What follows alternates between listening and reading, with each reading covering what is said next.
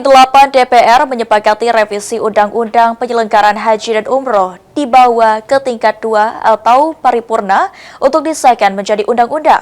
Keputusan ini diambil dalam rapat kerja Komisi 8 DPR RI bersama pemerintah di Kompleks Parlemen Senayan, Jakarta, Senin 25 Agustus. Komisi 8 DPR RI menyepakati rancangan undang-undang RUU tentang perubahan atas Undang-Undang Nomor 8 Tahun 2019 tentang penyelenggaraan ibadah haji dan umroh dibawa ke tingkat 2 atau paripurna untuk disahkan menjadi undang-undang.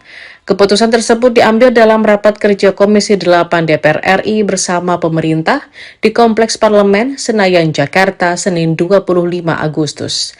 Raker tersebut juga menyepakati perihal perubahan status Badan Penyelenggara Ibadah Haji menjadi Kementerian Haji dan Umroh.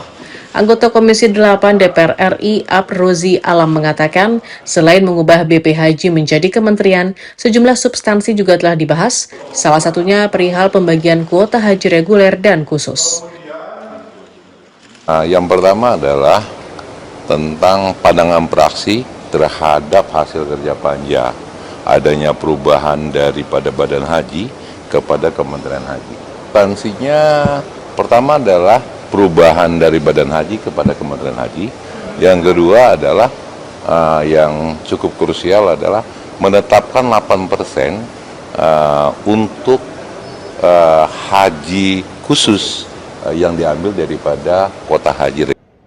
Adapun salah satu urgensi RUU Haji segera disahkan menurut Komisi 8 DPR, yakni agar kepengurusan ibadah haji lebih terarah.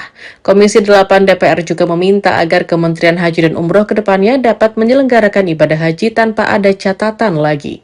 Dari Jakarta, Asfar Muhammad, Rian Rahman, Kantor Berita Antara mewartakan.